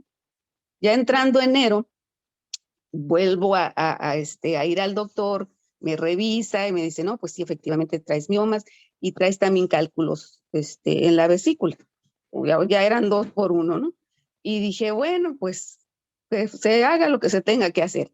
Comentando con mi esposo, me dice, bueno, si ya se te van a operar, tenía o tengo todavía la fortuna de tener la aseguranza en Estados Unidos. Y dijo, pues que te operen allá. Ah, pues que me operen allá, dije yo. Nos fuimos y ahí está el proceso. Ya no era que les dijera yo, ¿sabes qué? Traigo miomas y ya me detectaron cálculos, quiero que me operen. No, pues es empezar de cero, y análisis, radiografías, estudios, todo eso. Se llevó pues sus 2 meses, ¿no? En hacer todo ese proceso para ellos. Cuando me hacen lo de los miomas y lo de la vesícula, resultó que me dijo, no, pues si no te dan problemas, no hay por qué quitarlos, mucha gente vive con eso toda su vida. Pues yo contenta porque dije, ya no va a haber operación. Pero cuando me hicieron el estudio de la mamografía, ahí me sale que mandan una carta, ¿no? Donde algo ven raro y que quieren volver a verme. Ya para esto yo ya me sentí que dije, no, algo está mal, por lo que yo había pasado con mi mamá de todos esos estudios que le habían hecho, ¿no? Y sí, efectivamente, me mandan a hablar, me hicieron los estudios, me hacen la biopsia y yo ya 100% segura que tenía cáncer, porque ya vi meses antes con mi mamá. Para no hacerles así el cuento largo, en el abril, por decir, recuerdo muy exactamente un viernes, me hablan por teléfono y me dice la doctora, ¿sabes qué? Ya tenemos el resultado de la biopsia y efectivamente tienes cáncer, así de frío, ¿no? Ah, pues dije, ok. El domingo fallece mi mamá. Mi mamá nunca supo que yo estaba enferma. Yo no iba a la casa, desde ¿por qué no viene o algo? No, pues ando ocupada de eso, porque yo no sentía esa, no sé, o sea, yo estaba con mi pena y aparte la pena que sabía de ella. Todo el proceso de que iban a hacer y todo, desde tradiciones, es un mes continuo. Entonces, yo Carmen, fui te está como fallando un poco el sonido. de que no estaba pues siento en la tierra, ahora que sí. ¿Mandé? Te ¿Sí me falla un escucha? poco el sonido porque se escucha así entrecortado. Como cortado. Ajá, A ver, ¿ahorita mejor? ya, mejor, sí. Ok. Entonces, ya ese proceso, les digo, estaba muy, yo pues, por un lado, pendiente de mi mamá y por el otro, pues que ya tenía, ¿no? Ya me diagnostican todo y cuando me operan, pues obviamente en el primero me habían dicho que era in situ, como mencionó el doctor, es cuando apenas se está formando. Ah, pues dije, no es tan grave, pero ya cuando me hacen los demás estudios, me mandan con el oncólogo, y ahí ya el oncólogo dice que lo tengo en el 3er grado y es del más agresivo. O sea, ya hasta después mi esposo me comenta que habló con él, el doctor, y que le dijo, ¿sabe qué? Ya vamos a ser honestos, está así asado, y usted diga si, porque si seguimos o qué hacemos, ¿no? Y no, pues ya mi esposo le dijo, no, pues hágase lo que se tenga que hacer, como diciendo ellos, pues no hay mucha esperanza, ¿no? Entonces, yo pues, digo, estaba en un lapso de que ni sabía, acabando de fallecer mi mamá, no sabía ni si qué tenía. Ya pasó todo el proceso, les digo, de la radiación, la quimioterapia, y en todo ese tiempo yo veía pacientes que entraban y salían. Algunas en las mismas radiaciones o la quimioterapia no iban porque se habían puesto mal, les había subido la presión o les había diagnosticado diabetes, trastornos colaterales, ¿no? Afortunadamente en mi caso no tuve nada de eso. Recuerdo que había una especie de medicina experimental, que no se me olvida el nombre, se llama Neolasta, y me dijeron que si querían que me la pusiera para ayudar a los efectos secundarios, o sea, que no me dieran tan fuerte. Y pues yo, ahora es que dije, pues pónganla total, ya estoy aquí, ¿no? Después ya vi que sí se autorizó el uso de esa vacuna porque era como, por decir, una semana antes de que te empezaban a dar la radiación, te la ponían para que en el momento ya tuvieras la radiación, ya este, no te sintieras tan mal, como muchas le digo que en la boca les salen ampollas, no pueden comer y eso va debilitando el cuerpo y te vas haciendo con anemia o no dejan que te pongan la siguiente dosis, entonces te va afectando negativamente mucho, ¿no? Afortunadamente les digo que yo no pasé por eso, sí me sentía mal 2, 3 días que no podía levantarme de la cama, seguía dando clases, me acuerdo que me sentía ahora sí que bien porque me sentía activa y sentía, yo misma me daba ánimos, ¿no? Y con los alumnos me inyectaban esa energía que tienen los jóvenes, ¿no? Eso pasó pues en ese tiempo, después vino las demás operaciones, al total me hicieron 7. ¿Por qué? Porque en el momento de que me operaron la primera vez, yo con la fe tal vez de que no fuera realmente un cáncer así muy, muy drástico, que no, les dije pues que hicieran, dijo el doctor, podemos hacer nomás la lumpectomía, que es quitar el pedazo donde estaba el tumor y ver qué tanto había de afectación.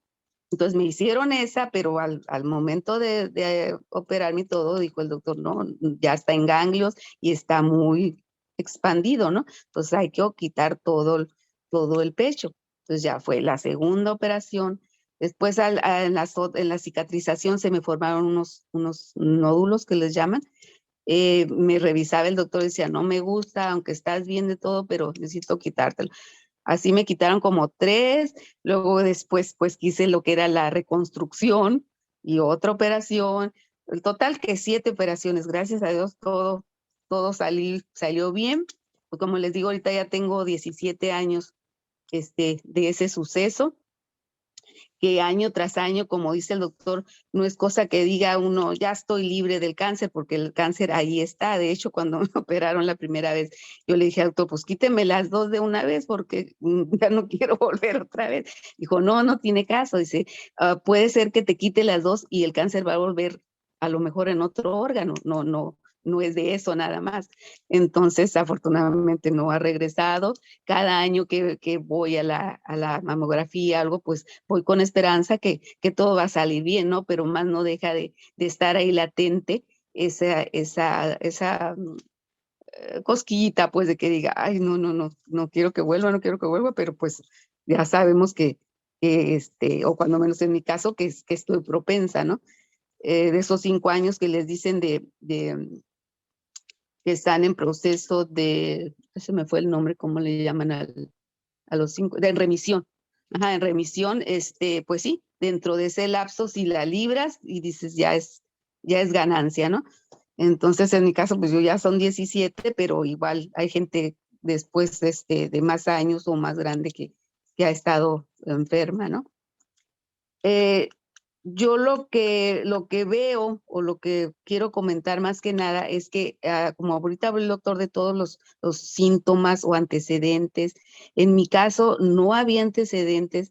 Yo no era una persona que fumara, que tomara, no estaba obesa, ahorita a lo mejor sí por la pandemia. Entonces decía, ¿por qué? ¿Por qué no reúno esos requisitos como para tenerlo? Entonces yo me fui en ese momento y leía, preguntaba, investigaba, y hubo varias compañeras, amigas, conocidas que teníamos más bien eso en común, de que habíamos tenido una pérdida, ya sea, no sé, de pareja, de un hijo, de una mamá, y que se había desarrollado el cáncer. Entonces me llamó mucho la atención ver eso, ¿no? Que hasta la fecha todavía sigo como investigando, qué tanta relación directa o indirecta pudiera haber entre esos casos, ¿no? Pero en mí dije yo, sí, y de hecho yo lo hablé con una psicóloga y me dijo, estaba tan fuerte tu lazo materno, que tú somatizaste y quisiste como tener la misma enfermedad que tu mamá para estar más unidas. Entonces ahí como que sí le di algo de lógica a eso, ¿no? Lo que mencionaba, pues también de cómo uno pasas por que le llaman las 5 etapas de lo que es el duelo, ¿no? Primero que es la negación y que dices, no es cierto, como yo lo hice, decir, no, se me hace que se equivocaron, nomás córtele el pedacito, porque de ahí creo que no pasa, ¿no? Y no te crees pues lo que te está pasando. La segunda es la ira, el coraje, ¿por qué a mí? ¿Por qué yo que he hecho mal? ¿Por qué otra gente que mata, que hace maldades y está sana? Es una especie que te sale ahora sí que de adentro, de no entender esto, ¿no? La tercera dice es la negociación, en el sentido de que puedes sentirte algo culpable y decir, y si yo hubiera hecho esto, si me hubiera cuidado, si no hubiera hecho esto, o si yo hubiera dado esto, no me hubiera pasado, X, ¿no? Esa es otra de las etapas del duelo, que las pasas, las tienes que pasar para que puedas sobrellevar esto. La cuarta es la depresión. que te sientes ahora sí que pues triste, te sientes que no nostálgica o frustrada porque dices, pues ya no voy a poder hacer nada o ya se me vino todo hacia abajo o qué sé yo, ¿no? Y ya la quinta es pues realmente la aceptación, que ya tienes confianza en ti, te da esperanza, te da una tranquilidad, vuelves a a tener esa alegría y a pensar como el alcohólico anónimo, ¿no? O sea, vivir el día de hoy y saber que no superas esto, sino que aprendes, como dicen, a vivir con ello y decir, pues ni modo, a mí me tocó, como a mí me tocó tener el pelo lacio y no chino, o sea, a mí me tocó esa enfermedad y me dijo una vez la doctora, es la enfermedad del siglo pasado, ¿verdad? Pero tenemos que aprender a vivir con ella y afortunadamente ahorita pues hay mucho más información, mucho más medicamento y los pacientes, pienso yo que ahorita en la actualidad ya están más protegidos, ¿no? Eh, el, lo importante de esto también es lo que es la familia, el apoyo de amistades, familia, en el sentido de que en ese momento tú te sientes muy vulnerable, muy como insignificante, se te viene abajo pues toda tu energía. Entonces los que están a tu alrededor, todo tu núcleo familiar y de amistades es muy importante para salir adelante, ¿no? Que sientas esa gente que está a tu alrededor, que te ayuda, que te apoya, este, para que te sientas bien. Yo quiero pensar, o como a veces les digo, el mes de octubre que dicen para concientizar más que nada, ¿no? A esta enfermedad, el moñito rosa, o hasta los que juegan fútbol traen la pelota rosa y todo, ¿no? Y yo pienso, no sé, digo, no es el moñito, no es el balón, no es nada, es el que si uno sabe que alguien está enfermo, que está pasando por esto, o antes de eso, apoyar, ya sea con una plática, ya sea con si tienes económicamente mucho mejor, como dijo el doctor, hay gente que su prioridad es atender a la familia, a los hijos. ¿Cómo me voy a hacer una mamografía si me cuesta, no sé, 1,000 pesos? Yo no tengo, yo mejor le quiero dar a mi hijo de comer. Entonces, si tú tienes algo, apoyar a esa persona que se vaya a hacer ese estudio, no sé, si ya está enferma, pues ir a ayudarla a arreglar su casa, a hacerle comida. Ese tipo de apoyo yo pienso que es ahora sí que pues impagable. Es una cosa que le agradece tanto la persona que la recibe, ¿no? Yo estuve en un grupo de cáncer aquí que se llama Adelante, el grupo de apoyo Adelante, y yo veía ahí cómo sufría el paciente, una porque no había medicamentos, otra porque estaba sola, el esposo la había dejado, se quedaba con sus hijos, no tenía quien se los cuidara. Entonces, toda esa cosa te hace pensar, digo, ay, ¿cómo puede haber gente así? Y nadie le tiende la mano, pues. Entonces, yo, ahora sí que mi sugerencia, más que un consejo, es que sí se apoyara más en ese sentido, ¿no? Bueno, ahorita por la pandemia a lo mejor no podemos ir a visitar al enfermo, qué sé yo, pero hacerle llegar con alguien o algo de alimentos o algo que le pueda, no sé, unas pantuflas a lo mejor para que se sienta cómoda. Todo eso sería para mí lo más importante, ¿verdad? Que estaría o que contribuiría para que esa persona pudiera sentirse o sobrellevar la enfermedad mucho más alegre, se podría decir, ¿no? La alimentación, también como lo mencionó el doctor, es no comer embutidos o no comer latas, no comer congelados. La leche yo la dejé totalmente, la leche de vaca. Afortunadamente ahorita ya hay más leches ahora sí que de todo, de almendras, de nuez, que pueden ayudarte si eres muy adicto a lo que es la leche, ¿no? Pero yo la dejé porque eso me dijeron también que la leche estaba hecha para los becerros de la vaca. no para los humanos. Entonces ya me quedó así muy grabado. Dije, no, ya no tomo leche. Y era uno de los, según en ese tiempo, de los, podría ser uno de los factores que hiciera el cáncer de mama. Entonces se quitó totalmente de mi cabeza la leche de vaca, ¿no? Y el ejercicio es otro de los puntos importantes también de que uno debe de hacer, ¿no? Ya sea por eh, cualquier cosa que te guste, no sé, yoga, correr, jugar, voleibol, fútbol, lo que sea, ¿no? Y la, la, lo más se puede decir que te puede ayudar es el ser positivo, ¿no? El pensar positivo, todo tener en que las cosas van a salir ahora sí que bien, dentro de lo que cabe, pues, tener alguna, no sé, fe en algo, ya sea lo que fuere, eh, pero tener una visión de salir adelante con positivismo. Y pues sería, no sé, a grandes rasgos así, lo que yo puedo comentar de mi experiencia. No me gusta, les digo, decir sobreviviente, porque una psicóloga una vez nos dijo, no digan sobreviviente, ustedes no son sobrevivientes, ustedes son unas, no sé, luchadoras, o no sé cómo nos dijo. Caso es que no digo sobreviviente, son una persona que ha experimentado el cáncer de mama y que día con día, pues sé que voy viviendo, ¿no?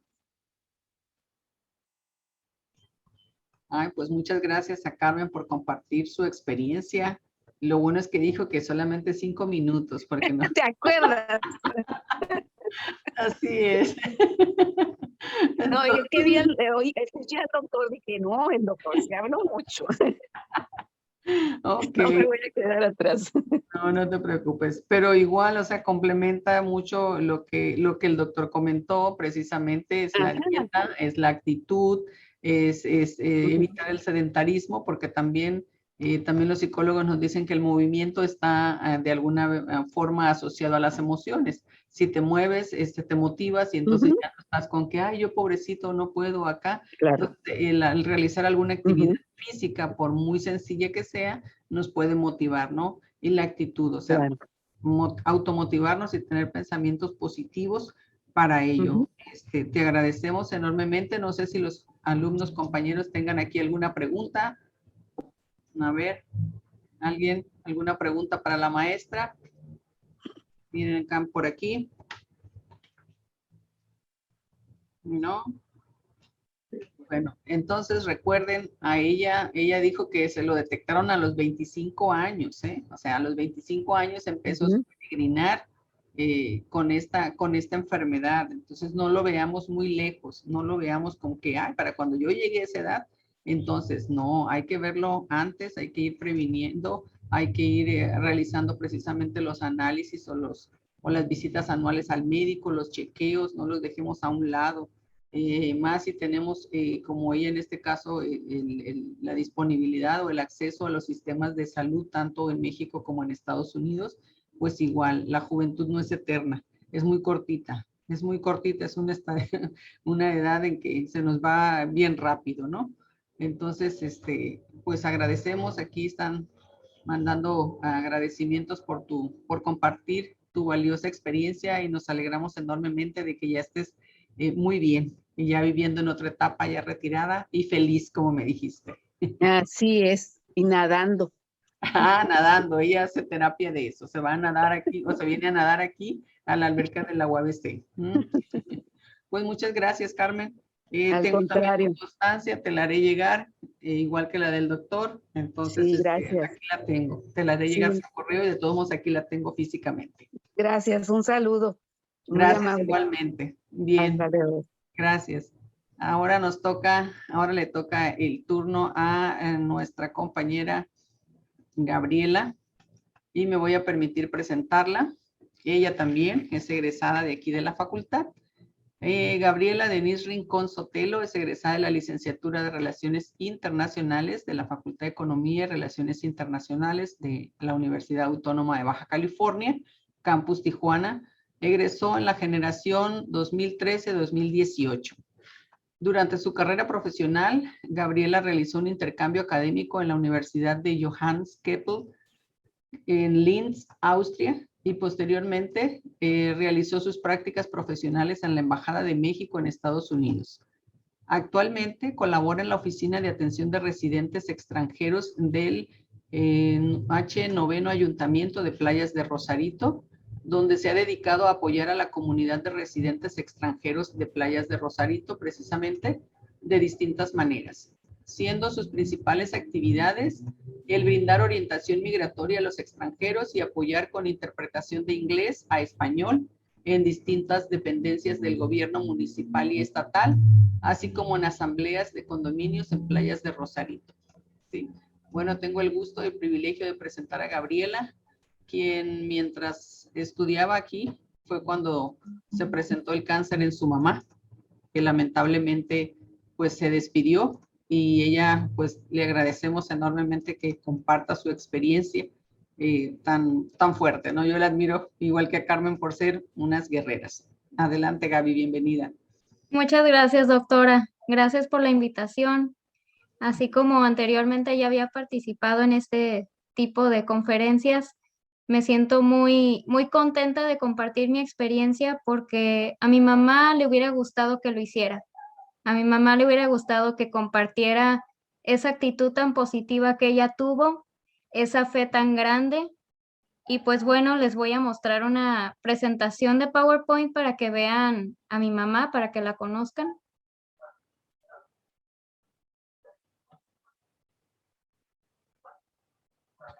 Voy a hacer grande la pantalla, un momento. Sí, ya se ve grande ahí, ya la vemos. Sí. Perfecto, entonces yo titulé esta presentación Mónica Sotelo, una guerrera invencible. Yo creo que todas las personas que padecen de cáncer de mama son unas guerreras completamente. Son unas mujeres increíbles, unas mujeres luchonas, unas mujeres positivas, fuertes. Así es que definitivamente ella fue una guerrera invencible. Ella nació el 30 de enero de 1962 en Tijuana, Baja California. Es la mayor de 4 hermanas.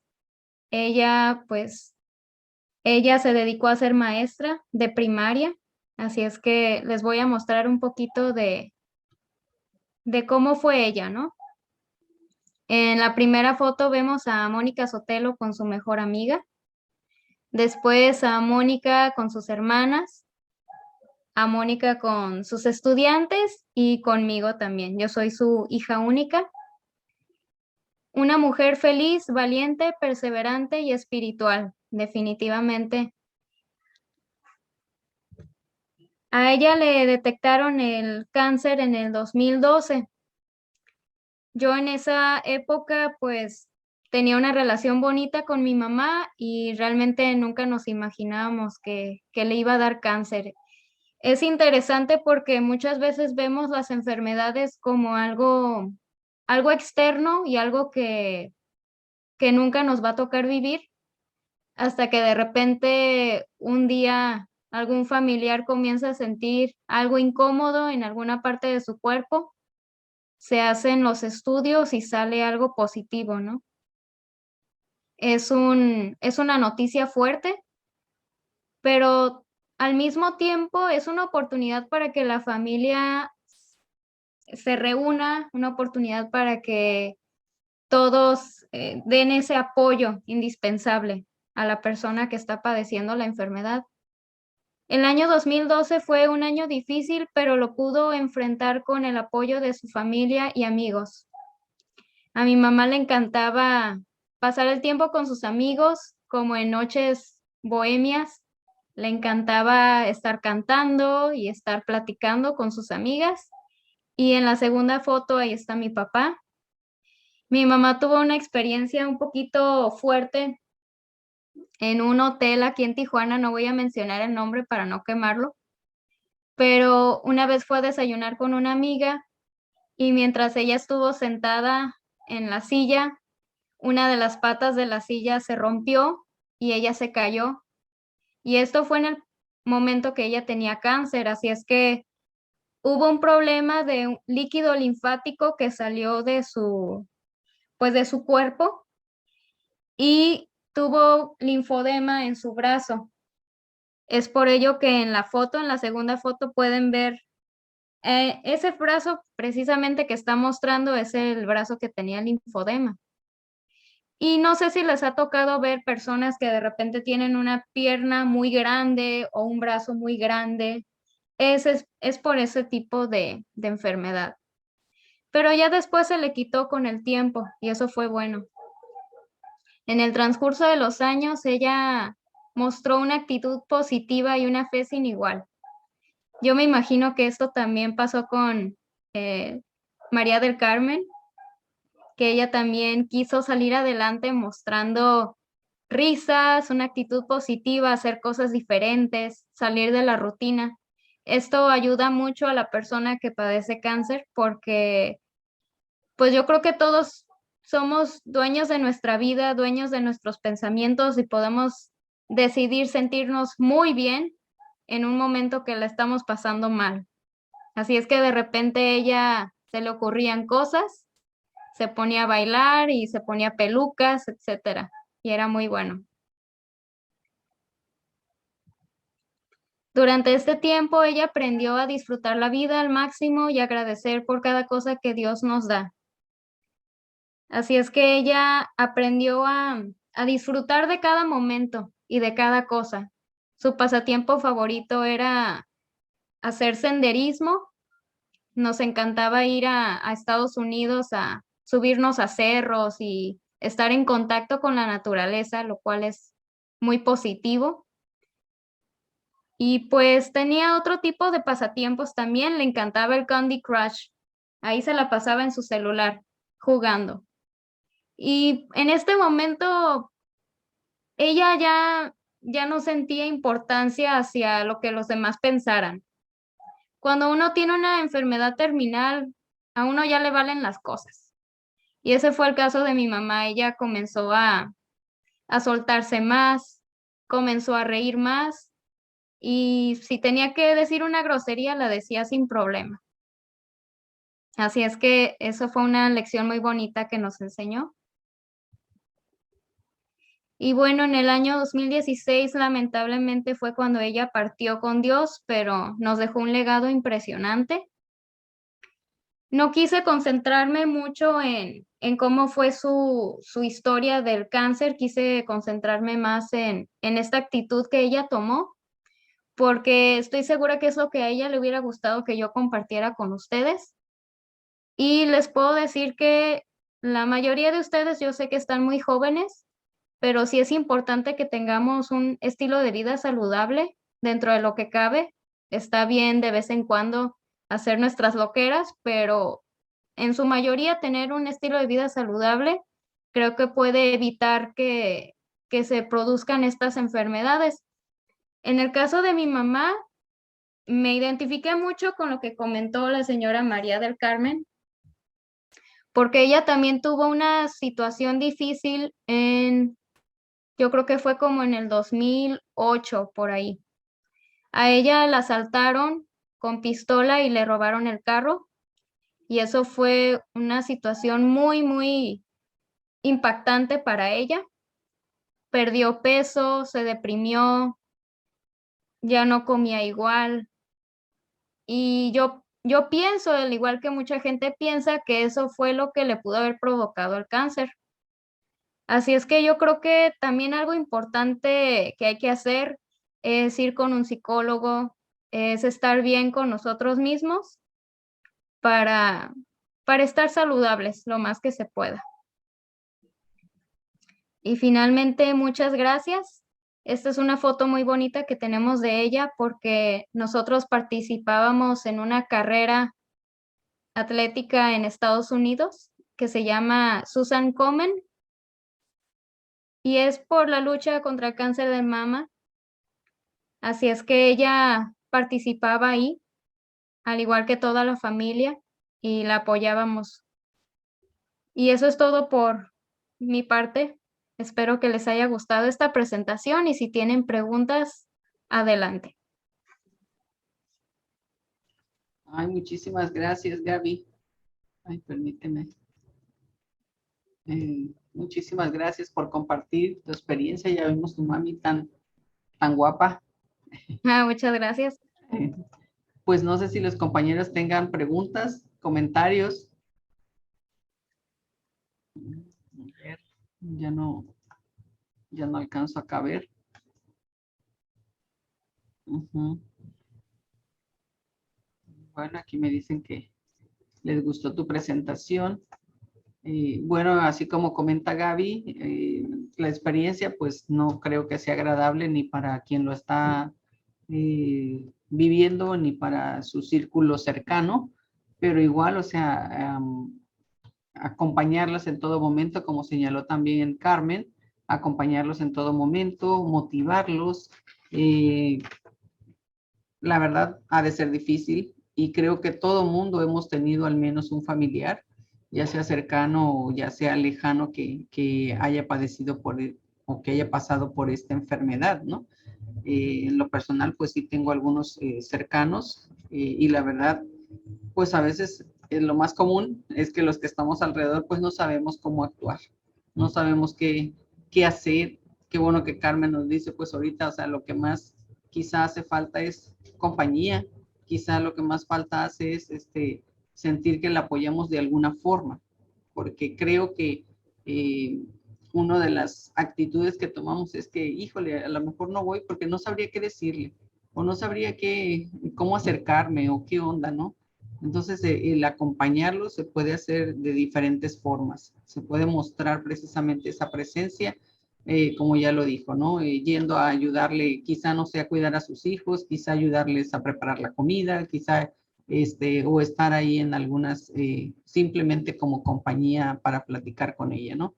Yo agradezco enormemente la participación de ambas, de verdad. Como ya dije, las admiro porque son guerreras, bien luchonas y que saben salir adelante. Aquí la maestra Súa dice, muchas gracias por la hermosa presentación de tu mamá. Es una bella forma de continuar con la perspectiva de ella. Mis respetos para ambas. ¿Sí? Muchas Bueno, gracias. pues ya no nos queda más que agradecerles a ambas por su participación en este día, por ayudarnos a tener presente el cuidarnos, como dices, la alimentación saludable y asistencia psicológica, porque a veces también nos falta, pero ahí somos más renuentes, ¿no? A tener una asistencia psicológica. Es también parte de nuestra, o de buscar nuestra salud emocional también, ¿no? Bien, muchas gracias a ambas, las dos, y agradezco a todos los alumnos y a los docentes que nos están acompañando, que nos estuvieron acompañando durante esta transmisión. Esperemos que les haya quedado algo, pues ya sea aunque sea la inquietud, o al menos que les haya despertado ese deseo de decir, pues hay que cuidarse, ¿sí? Hay que cuidarse, hay que cuidar la alimentación, hay que cuidar el peso, hay que cuidar el ejercicio, hay que cuidar, o sea, muchas cosas para mantenernos saludables en todos los sentidos. Muchas gracias a todos y buenas tardes.